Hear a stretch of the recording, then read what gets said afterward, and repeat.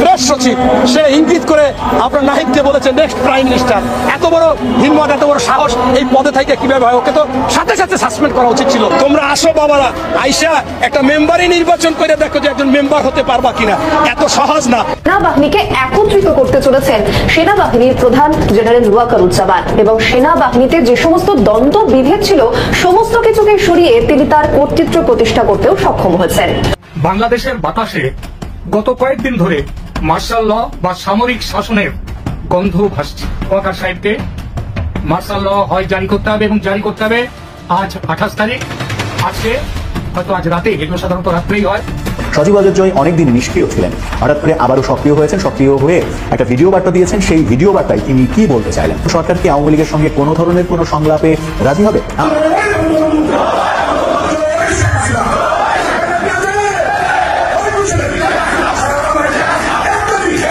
ঘন ঘন বৈঠকে বসছে তারা। মধ্য রমজান থেকে শুরু করে এখন পর্যন্ত অন্তত 5 দফা বৈঠকে মিলিত হওয়ার খবর মিলেছে।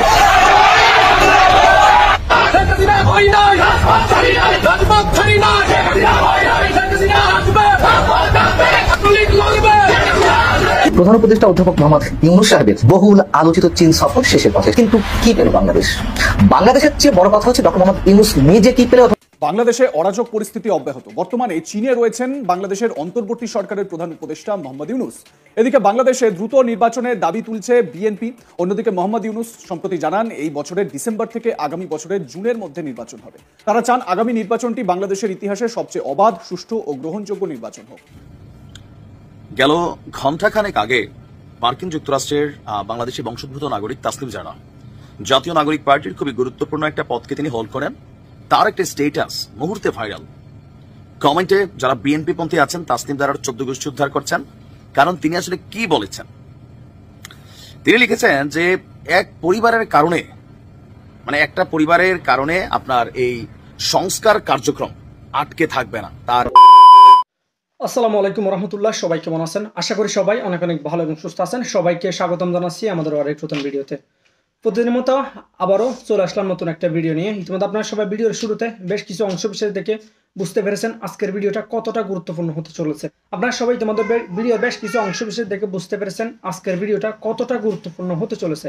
তাই আমি আর ভিডিওটা নিয়ে বিস্তারিত বলবো না, কারণ বিস্তারিত বলতে গেলে ভিডিওটি অনেক লম্বা হয়ে যাবে। তাই সংক্ষেপ করার ক্ষেত্রে মূল আলোচনা নিয়ে যাচ্ছি।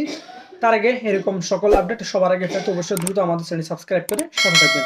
আর বেশি কথা না বলে আমরা ধারাবাহিকভাবে একটু ভিডিওটা বিস্তারিত দেখে আসবো। ধীরে ধীরে গর্ত থেকে বেরিয়ে আসতে শুরু করেছেন আওয়ামী লীগের পলাতক নেতারা। বিশেষ করে ভারত সহ বিভিন্ন দেশে আশ্রয় নেওয়া এই দলটির সাবেক মন্ত্রী, সংসদ সদস্য সহ শীর্ষ নেতাদের অনেকে ইফতার পার্টি নামে নয়া ষড়যন্ত্রে মেতে উঠেছেন। মূলত বাংলাদেশের ভেতরে অস্থিতিশীল পরিস্থিতি তৈরি করে ডক্টর মোহাম্মদ ইউনূসের সরকারকে উৎখাত করাই তাদের প্রধান লক্ষ্য। আওয়ামী ঘনিষ্ঠ দেশি বিদেশি চক্র এই এজেন্ডা বাস্তবায়নে এখন পুরো মাত্রায় সক্রিয়। এজন্য কলকাতা, আগরতলা, মেঘালয় ও দিল্লির মাটিকে নির্বিঘ্নে ব্যবহার করার সুযোগও পাচ্ছেন পলাতক আওয়ামী নেতারা। ষড়যন্ত্র সফল করতে কোর গ্রুপ তৈরি করে ঘন ঘন বৈঠকে বসছেন তারা। মধ্য রমজান থেকে শুরু করে এখন পর্যন্ত অন্তত 5 দফা বৈঠকে মিলিত হওয়ার খবর মিলেছে। এদিকে ভারত ছাড়াও যুক্তরাষ্ট্র, যুক্তরাজ্য, Canada, Belgium, Australia, Dubai, Thailand, Malaysia, Singapore সহ বিভিন্ন দেশে পালিয়ে থাকা আওয়ামী লীগ নেতারাও ডক্টর মোহাম্মদ ইউনূসকে হঠাতে একাট্টা। কিভাবে বিদেশে বসে দেশের মধ্যে নানা রকম অঘটন ঘটিয়ে সাধারণ মানুষকে সরকারের বিরুদ্ধে খেপিয়ে তোলা যায় সে পরিকল্পনা চূড়ান্ত করা হচ্ছে। এবার ঈদ যাত্রাকে টার্গেট করেছে আওয়ামী লীগের পলাতক নেতারা। ঢাকা নদীবন্দর ও লঞ্চগুলোতে নিরাপত্তা ব্যবস্থায় ঘাটতি রয়েছে। এসব ত্রুটির সুযোগ নিয়ে নৌপথে ঈদ যাত্রায় নাশকতা চালাতে পারে দুষ্কৃতিকারীরা। বাংলাদেশের বাতাসে গত কয়েকদিন ধরে মার্শাল ল বা সামরিক শাসনের গন্ধ ভাসছে। গন্ধটা তীব্র হয়ে উঠেছিল এক সপ্তাহ আগে 21শে মার্চ। তারপর সেই গন্ধ তীব্রতর হয় মার্চ মাসের 23 তারিখে এবং ভাবা গিয়েছিল যে 23 কিংবা বড় জোর 24শে মার্চ বাংলাদেশের ক্ষমতা দখল করবে সেনাবাহিনী। কিন্তু সেটা হয়নি এজন্যই যে এগিয়ে গিয়েও 21, 22, 23 3 দিন ধরে ক্যান্টনমেন্টের সেনা সদরে সমানের দরবার করার পরেও শেষ পর্যন্ত এগোননি সেনাপ্রধান। তিনি চুপ করে গিয়েছিলেন। তার পেছনের কারণ নিয়ে 2-4টে কথা বলবো, কেন তিনি পিছিয়ে গিয়েছিলেন। তবে সেটা একটু পরে। তার আগে বলি, আপাতত বাংলাদেশের সেনা অভ্যুত্থানের ও সেনার ক্ষমতা দখলের পেছনের ইতিহাসটা। এটা বলার দরকার আছে এই জন্যে যে অনেকে ভাবতে পারেন যে কেন সেনা দখল করতে আসবে, সেখানে তো একটা সরকার আছে, ইউনূসের সরকার আছে। আরে বাবা, ইউনূসের সরকার তো এটা অবৈধ সরকার, এর কোনো জনতার মানুষের কোনো কি বলবো তার সমর্থন তার পেছনে আছে কিনা সেটা পরীক্ষিত নয়, সেটা এমনি একটা বসিয়ে দেওয়া হয়েছে। আর এই বসিয়ে দেওয়াটা এটাও অনেকটা গায়ের জোরে। এই গায়ের জোর কাদের কি সেটা আপনারা সবাই জানেন, সুতরাং আমি সেটা নিয়ে আর এখানে আলোচনা করবো না, কিছু বলবো না। বুঝতেই পারছি অনেকে ভাবতে শুরু করেছেন যে ডক্টর মোহাম্মদ ইউনূসের বিরুদ্ধে আর এক দফা প্রচার নিয়ে আমি নেমেছি। তবে তারা, আমার ধারণা যে ইতিমধ্যে কমেন্টস বক্সে তারা তাদের মন্তব্য দিতে শুরু করেছেন যে ইউনূস সাহেবকে হটাবার সাধ্য কারণ নেই, তিনি 1 মাস 2 মাস 1 বছর 2 বছর নয়, তিনি যতদিন চাইবেন থাকতে পারবেন এইভাবে। কারণ তার পেছনে একটি বিশেষ সম্প্রদায় আছে, যে সম্প্রদায় এখন বাংলাদেশে জোর গলায় কথা বলছেন। এইসব বালখিল্যদের কি আর বলবো, শুধু একটা কথাই বলবো, বাংলাদেশের ইতিহাসে সেনা অভ্যুত্থান বা সেনার ক্ষমতা না নেওয়াটাই হচ্ছে সেখানে একটা অবাক কাণ্ড। এটাই হচ্ছে যেন সেখানকার যে স্বাভাবিক নয়, এটা বাংলাদেশের পক্ষে অস্বাভাবিক। যদি সেনা মাঝে মাঝে ক্ষমতা হাতে না নেয়, অভ্যুত্থান না করে কিংবা অভ্যুত্থানের চেষ্টা না করে, তাহলেই সেটা বাংলাদেশের পক্ষে সেটা অস্বাভাবিক। বাংলাদেশে গণতন্ত্রের শেকড় কত আলগা আর সেনা শাসনের শেকড় কত মজবুত, সেটা একটু পেছনে 2-4টে কথা বলছি, তাহলে বুঝতে পারবেন। তারপর মন্তব্য বক্সে যাবেন মন্তব্য করতে। সেখানে গত বছর 5ই আগস্ট যখন জেনারেল বলে দিলেন শেখ হাসিনাকে যে সেনা বিক্ষোভ, সেনা এই ছাত্র বিক্ষোভ থামাতে গুলি চালাবে না, অস্ত্র ধারণ করবে না, এবং তার জন্য গদি ছেড়ে এবং দেশ ছেড়ে চলে যেতে বাধ্য হলেন শেখ হাসিনা। সেদিন ভাবা গিয়েছিল সেনা শাসন কেবলমাত্র সময়ের অপেক্ষা। জেনারেল ওয়াকারুজ্জামান তিনি ক্ষমতার দখল নিলেন বলে। ওয়াকারুজ্জামান তখন বলেছিলেন, যখন তিনি বললেন যে জনতার জানমাল রক্ষার দায়িত্ব তিনি নিচ্ছেন, তখন দৃঢ় ধারণা হয়েছিল তিনি ক্ষমতা হাতে নেবেন। সে সোজা পথে হোক বা বাঁকা পথে হোক। সোজা পথ মানে বাংলাদেশের ওখানে তিনি সামরিক শাসন জারি করে মার্শাল ল প্রতিষ্ঠা করতে পারেন, সংবিধানকে বাতিল করতে পারেন, ক্যাপ্টেন অ্যাভেন্স রাখতে পারেন। আর অথবা বাংলাদেশের সংবিধানে সেটা আরেকটা পথ হলো কি, সেটা রাষ্ট্রপতি কেন্দ্রিক শাসন ব্যবস্থা না হলেও অসুবিধা নেই, তিনি রাষ্ট্রপতিকে রেখে দেবেন, রেখে দিয়ে তিনি কাজ চালাবেন। বর্তমান সংবিধানে অন্তর্বর্তী সরকার বা কেয়ারটেকার সরকারের কোনো বিধান নেই। তাতে কি আমাদের ইউনূস সাহেবের সরকার করতে কোনো অসুবিধা হয়েছে? হয়নি। অতএব ওয়াকারুজ্জামান রাষ্ট্রপতি হিসেবে সাহাবুদ্দিন সাহেবকে ক্ষমতায় রেখে দিয়ে নিজে যদি শাসন ভাগ তুলে নিতেন হাতে, তার কি বলার ছিল? কারণ কিছু বলার ছিল না। কিন্তু তা তিনি করলেন না। তিনি কেন ছেড়ে দিলেন এই সুযোগ?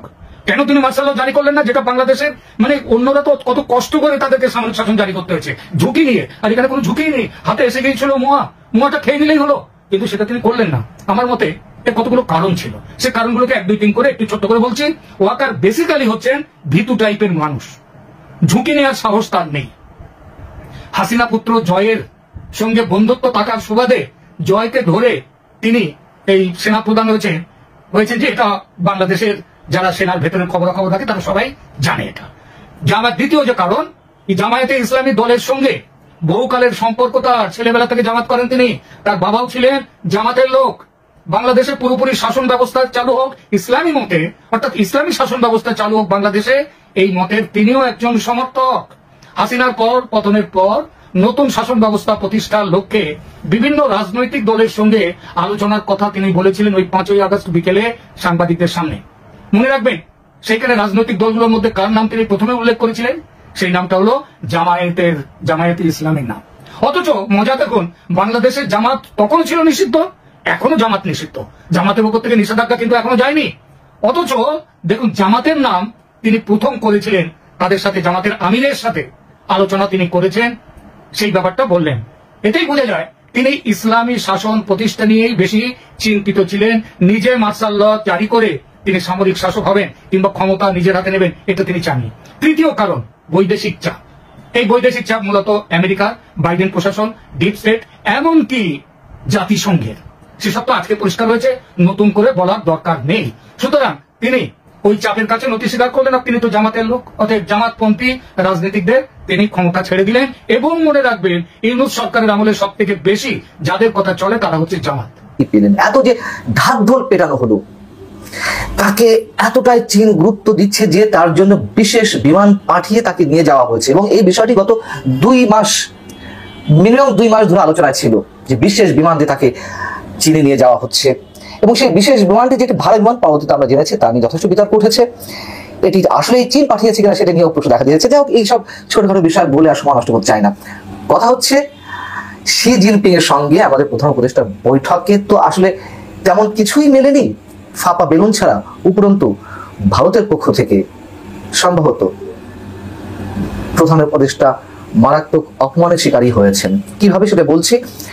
শি জিনপিং এর সঙ্গে বৈঠকে কি হলো, নির্যাসটি যেটা আমরা পেলাম, কোনো কোনো গণমাধ্যম খবর পেয়েছে যে বাংলাদেশে আম কাঁঠালের প্রশংসা করেছেন শি জিনপিং।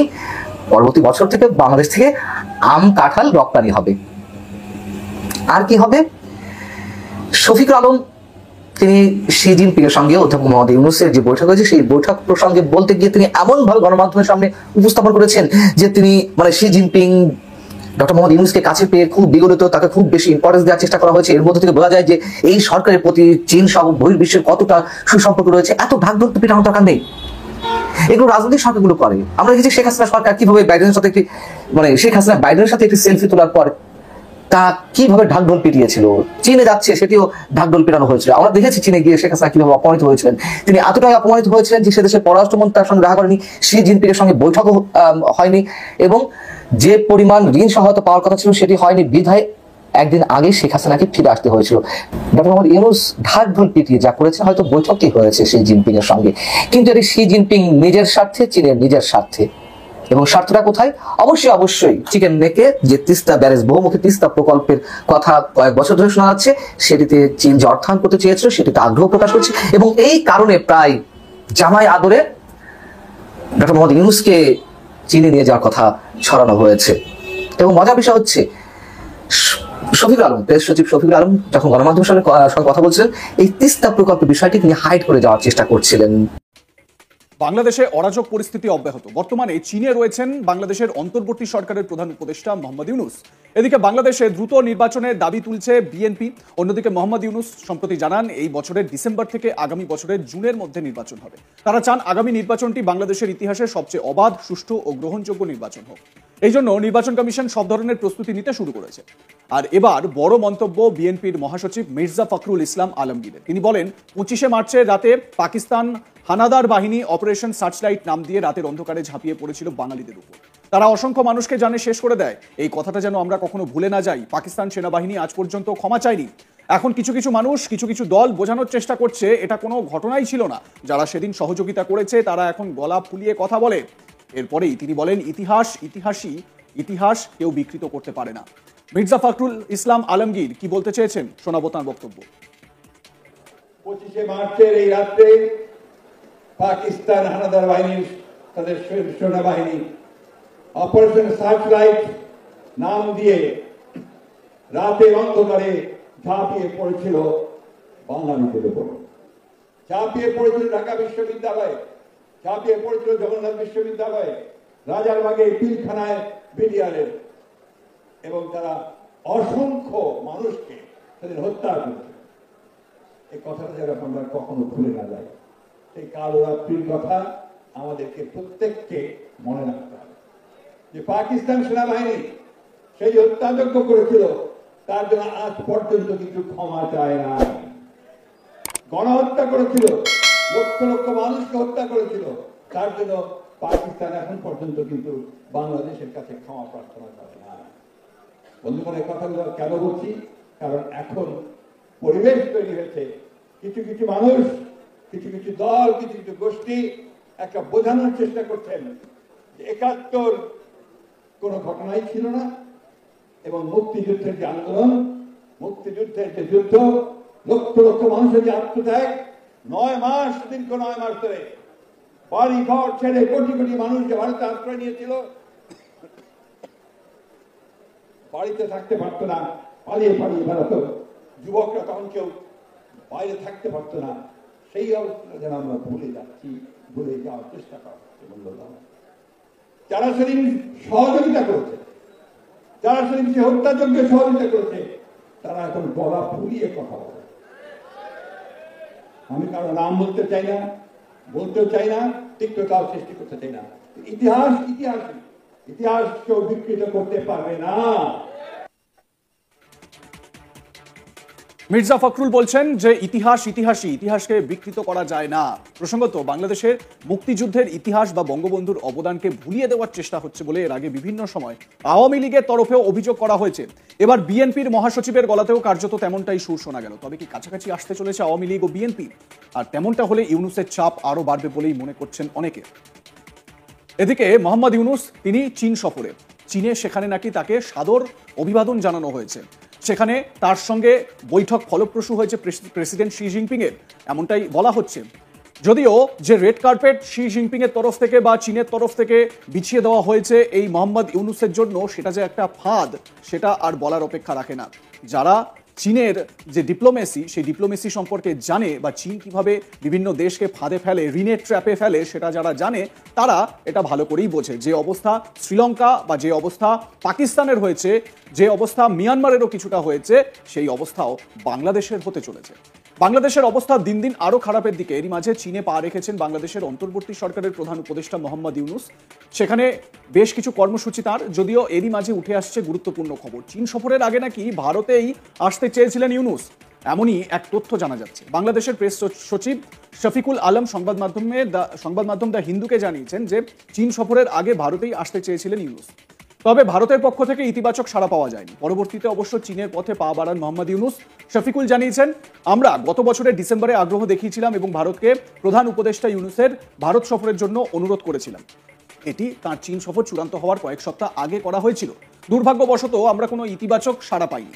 শফিকুল আলম বলেন, ইউনূস ভারতের সঙ্গে উষ্ণ দ্বিপাক্ষিক সম্পর্কই চান। প্রসঙ্গত শুক্রবার চীনা প্রেসিডেন্ট শি জিনপিং এর সঙ্গে দ্বিপাক্ষিক বৈঠক সারেন ইউনূস।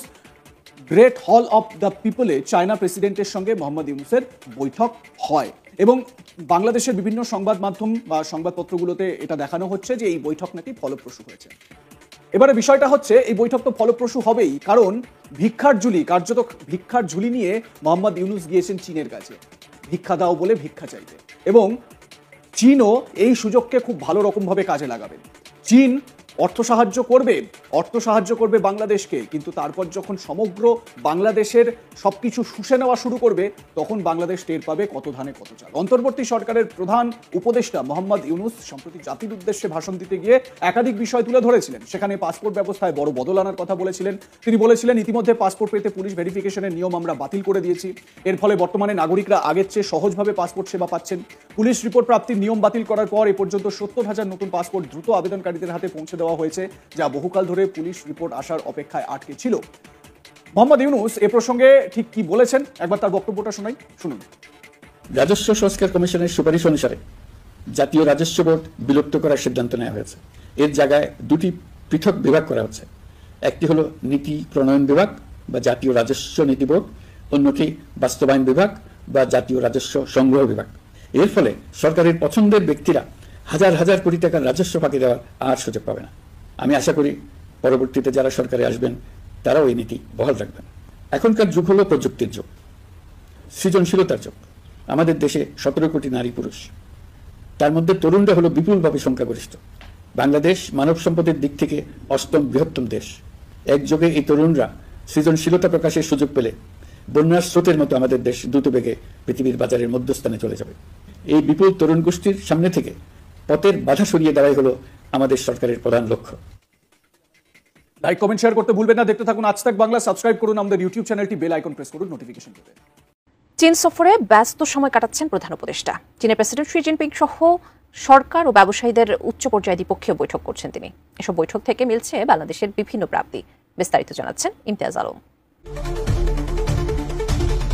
প্রধান উপদেষ্টার চীন সফরে বাংলাদেশ ও চীনের মধ্যে অর্থনৈতিক ও প্রযুক্তিগত সহযোগিতার বিষয়ে একটি চুক্তি এবং 8টি সমঝোতা স্মারক সই হয়েছে। প্রধান উপদেষ্টার 4 দিনের চীন সফরে আজ তৃতীয় দিনে দুই দেশের মধ্যে এই দ্বিপাক্ষিক চুক্তি ও স্মারকগুলো সই হয়। সমঝোতা স্মারকগুলোর মধ্যে রয়েছে দুই দেশের কালজয়ী সাহিত্য ও শিল্পকর্মের অনুবাদ ও সৃজন, সাংস্কৃতিক ঐতিহ্য ও খবরের আদান প্রদান, গণমাধ্যম, ক্রীড়া এবং স্বাস্থ্য খাতে বিনিময় সহযোগিতা। এর পাশাপাশি প্রধান উপদেষ্টার দ্বিপাক্ষিক চীন সফরে দুই দেশের মধ্যে 5 বিষয়ে সহযোগিতার আনুষ্ঠানিক ঘোষণা হয়েছে। এগুলো হলো বিনিয়োগ আলোচনা শুরু করা, চীনের বিশেষায়িত অর্থনৈতিক অঞ্চল চালু করা, মোংলা বন্দরের আধুনিকীকরণ ও সম্প্রসারণ, একটি রোবট ফিজিওথেরাপি ও পুনর্বাসন কেন্দ্র নির্মাণ এবং একটি কার্ডিয়াক সার্জারি গাড়ির অনুদান।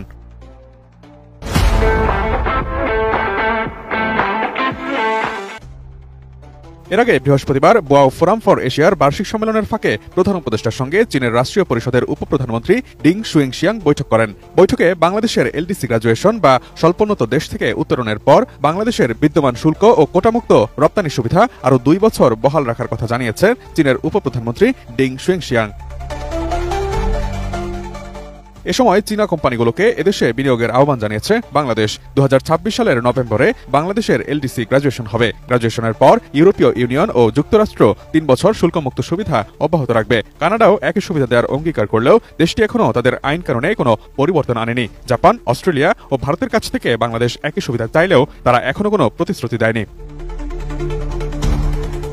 এছাড়া প্রধান উপদেষ্টা ও চীনের প্রেসিডেন্টের দ্বিপক্ষীয় বৈঠকের পর যৌথ বিবৃতিতে দুই পক্ষ বেল্ট অ্যান্ড রোড ইনিশিয়েটিভ বা বিআরআই আওতায় সহযোগিতা বাড়ানোর সিদ্ধান্ত নিয়েছে। চীন বাংলাদেশের অবকাঠামো উন্নয়ন ও শিল্পায়নে সহায়তা অব্যাহত রাখবে বলে জানিয়েছে। চীনা কোম্পানিগুলোকে মংলা বন্দর আধুনিকায়ন প্রকল্প এবং চট্টগ্রামের চীনা অর্থনৈতিক ও শিল্পাঞ্চলে বিনিয়োগে উৎসাহিত করা হবে বলেও জানানো হয় বিবৃতিতে। যৌথ বিবৃতি অনুযায়ী চীন বাংলাদেশ মুক্ত বাণিজ্য চুক্তি নিয়ে আলোচনা দ্রুত শুরু করতে সম্মত হয়েছে। বাংলাদেশ চীনে আমরপ্তানি সহ কৃষি পণ্য রপ্তানি দ্রুত বাস্তবায়নের অনুরোধ জানিয়েছে। দুই পক্ষ বন্যা পূর্বাভাস, নদী খনন, পানি সম্পদ ব্যবস্থাপনা এবং জলবায়ু পরিবর্তন মোকাবিলা সংক্রান্ত সহযোগিতা বাড়াতেও সম্মত হয়েছে। তিস্তা নদী ব্যবস্থাপনা প্রকল্পে চীনা কোম্পানিগুলোর অংশগ্রহণকে স্বাগত জানিয়েছে বাংলাদেশ। চীনা নেতৃত্বকে সুবিধাজনক সময়ে বাংলাদেশ সফরের আমন্ত্রণ জানিয়েছেন প্রধান উপদেষ্টা ডক্টর মোহাম্মদ ইউনূস। আসসালামু আলাইকুম। গেল ঘণ্টাখানেক আগে মার্কিন যুক্তরাষ্ট্রের বাংলাদেশি বংশোদ্ভূত নাগরিক তাসলিম জানা জাতীয় নাগরিক পার্টির খুবই গুরুত্বপূর্ণ একটা পদকে তিনি হোল্ড করেন। তার একটা স্টেটাস মুহূর্তে ভাইরাল। কমেন্টে যারা বিএনপি পন্থী আছেন তাসলিম জানার 14 গোষ্ঠী উদ্ধার করছেন, কারণ তিনি আসলে কি বলেছেন। তিনি লিখেছেন যে এক পরিবারের কারণে, মানে একটা পরিবারের কারণে আপনার এই সংস্কার কার্যক্রম আটকে থাকবে না, তার এমন বক্তব্যের পরেই মিডিয়াতে বিষয়টা খুবই ভাইরাল। এখন সরকারের যে সংস্কার কর্মসূচি, সেই কর্মসূচির কিছু অংশ যে সংস্কার কমিশন তারা সামনে এনেছে, এখন এই কমিশনের অনেক জিনিসের মধ্যে বিএনপির দ্বিমত আছে। তবে সবচেয়ে গুরুত্বপূর্ণ যেটা আমার কাছে মনে হয়েছে যে এই জায়গাটাতে পরিবর্তন দরকার। যদি আগামী দিনে বাংলাদেশকে পরিবারতান্ত্রিক রাজনীতি থেকে দূরে রাখতে হয়, তাহলে সংস্কার কমিশনের যে প্রস্তাবটা, এটা যথাযথ গ্রহণযোগ্য আমার কাছেও। বলে ভাই কেন? দেখেন, দিন শেষে বাংলাদেশকে আমরা একটা জায়গায় যদি নিয়ে যেতে চাই, তাহলে পরপর দুইবারের যে প্রধানমন্ত্রীর ইস্যুটা, মানে একজন প্রধানমন্ত্রী দুইবারের বেশি প্রধানমন্ত্রী হতে পারবে না কোনো ব্যক্তি। আবার বিএনপিও কিন্তু এটা নিয়ে তারা একটা বলছিল যে হ্যাঁ আমরা এটাতে রাজি, তবে তথ্যগত কিছু ঝামেলা পাকাইছে। আজকে আমরা যখন দেখলাম যে মানে আমাদের সংস্কার কমিশন বলছে তাদের যে সুপারিশ, যে জীবনে দুইবারের বেশি প্রধানমন্ত্রী হতে পারবে না কোনো ব্যক্তি, জীবনে। আবার এটা টানা হোক, বিরতি দিয়ে হোক, দুইবারের বেশি হতে পারবে না। এখন এটা যদি হয়, তাহলে এই মুহূর্তে বিএনপিতে নির্বাচনে জয়লাভ করে বেগম খালেদা জিয়া তিনি প্রধানমন্ত্রী হতে পারবেন না, হতে হবে জনাব তারেক রহমান। তো তারেক রহমানও ওনার জীবনে দুইবারের বেশি প্রধানমন্ত্রী হতে পারবেন না। পরবর্তী সময় বিএনপির অন্য নেতৃত্ব থেকে কেউ আসতে হবে, অথবা তার পরিবার থেকে কেউ হবে, বাট তিনি তার জীবনে দুইবারের বেশি হবেন না। বাট বিএনপি বলছে যে, বিএনপির বক্তব্য হচ্ছে কেউ টানা তিনবার প্রধানমন্ত্রী পদে থাকতে পারবেন না। একটা আছে জীবনে, আরেকটা আছে টানা। তো টানাটা হইল কি? এখন টানা তো এটা আসলে সম্ভব না যে টানা 3 বার শেখ হাসিনা ছিলেন, তিনি নির্বাচনকে ম্যানুপুলেট করছেন, মেকানিজম করছেন, দামি নির্বাচন দিচ্ছেন, রাতের ভোট হয়েছে, এগুলার কারণে তিনি থাকতে পারছিলেন। কিন্তু যদি একটা সুষ্ঠু নির্বাচনে বাংলাদেশের ইতিহাসে কোন রাজনৈতিক দল টানা 2 বার কিন্তু ক্ষমতার যায় নাই, যদি যায়ও টানা 3 বার, এটা তো কখনোই সম্ভব না। বাংলাদেশের ইতিহাসে না, পৃথিবীর ইতিহাসে এগুলা মানে ফেসিজম ছাড়া আসলে কোথাও সম্ভব না, যেখানে ডিকটেটরশিপ আছে। তো বিএনপির এই জায়গাটাতে আপত্তি, তাদের বক্তব্য যে যদি কেউ চায় তাহলে ধরেন 2 বার হয়েছে, এরপরে একবার তিনি বিরতি দিয়া পরে আবার হইতে পারবেন, অথবা এখন একবার হয়েছেন পরের বার বিরতি দিয়া আবার হইতে পারবেন। মানে মোট কথা তিনি হইতে পারবেন ধাপ ধাপ দিয়া। এছাড়া রাষ্ট্রপতি, প্রধানমন্ত্রী, সংসদের মেয়াদ সংস্কার কমিশন বলছে 4 বছর, বাট বিএনপি বলছে এটা 5 বছর। এটা চাইবে, এটা বিএনপির জায়গায় আওয়ামী লীগ হলেও 5 বছরই চাইতো। আবার এই যে অবজেকশনটা বিএনপি দিচ্ছে, এটা কিন্তু আওয়ামী লীগও দিবে 100%। আজকে যদি প্রেক্ষাপটে আওয়ামী লীগ থাকতো, তারাও কিন্তু 4 বছরের জন্য না, কারণ মোটামুটি একটু আসন টাসন গাইরা পয়সা টয়সা কামাইতে তো সময় লাগে। এগুলো কিন্তু মূল একটা ফ্যাক্ট। প্রধানমন্ত্রীর যে ক্ষমতা কমানোর বিষয়, সেই বিষয়টাও এটার পক্ষেও বিএনপি না। আমাদের বাংলাদেশে কার্যত রাষ্ট্রপতি হচ্ছেন একজন খেলনা। যাবেন, মাঝে মাঝে টিভিতে বক্তব্য দিবেন, প্যারেড ময়দানে যাবেন, ফুলটুল দিবেন। এছাড়া দলীয় রাজনৈতিক নেতা যারা আছেন, দলের রিকোয়ারমেন্টে অনেকে হচ্ছেন মৃত্যুদণ্ড থেকে খালাস দিবেন। এর বাহিরে রাষ্ট্রপতি বাংলাদেশে ফাংশন করে না, এটা হচ্ছে বাস্তবতা। প্রধানমন্ত্রী অলওয়েজ ফাংশন করে। তো সংস্কার কমিশনের কিছু জিনিস ছিল, আমার কাছে মনে হয়েছে যে এগুলো বিএনপির মেনে নেওয়া উচিত ছিল। সাময়িক একটু নেগেটিভিটি হবে, কিন্তু এই সংস্কারগুলা দেশের জন্য, জাতির জন্য কল্যাণকর হইতো। আর এটা তো আগামীতে সবাইকে মানতে হইতো। ধরেন এখন যদি বিএনপি মেনে নেয়, আগামীতে আওয়ামী লীগ কখনো আসলে, জাতীয় পার্টি আসলে, জাতীয় নাগরিক পার্টি আসলে সবাইকে মেনে নিতে হইতো। এখন এইটা নিয়েই কিন্তু এটা ফ্যাক্টরি করার সুযোগ পাইছেন জাতীয় নাগরিক পার্টির তারা। ইভেন অনেকেই এই যে 4 বছরের সংসদ, প্রধানমন্ত্রীর ক্ষমতার ভারসাম্য করা, টানা 2 বার বা পরপর একদম ব্যক্তি জীবনে 2 বারের বেশি প্রধানমন্ত্রী হতে পারবেন না, এগুলা কিন্তু সবাই চায়, বাংলাদেশের নাগরিক সবাই চায়, যারা আমরা অন্ধ রাজনৈতিক দলকানা ব্যক্তিত্ব তারা ছাড়া। কারণ যেটা দেশের জন্য কল্যাণ করা, আপনাকে এটা বলতে হবে। তো আমার মনে হয় এখনো সময় আছে, বিএনপির হাইকমান্ডে যারা আছেন এই বিষয়টা ভেবে দেখা দরকার। এটা কিন্তু আমজনতার একটা চাওয়া, দলীয় কর্মীর চাওয়াটা পড়ে, বাট আমার পছন্দের, আমরা যারা পছন্দ করে এর বাহিরে আম যে জনতারা আছে তাদের চাওয়াটা কি? অবশ্যই তারাও চায় না যে একচ্ছত্র আধিপত্য থাকুক। দেখা যাক। দর্শক ভিডিওটি ভালো লাগলে অবশ্যই শেয়ার করে দিবেন, আমাদের চ্যানেলটিতে নতুন সাবস্ক্রাইব করে সাথে থাকবেন। ধন্যবাদ সবাইকে। আল্লাহ।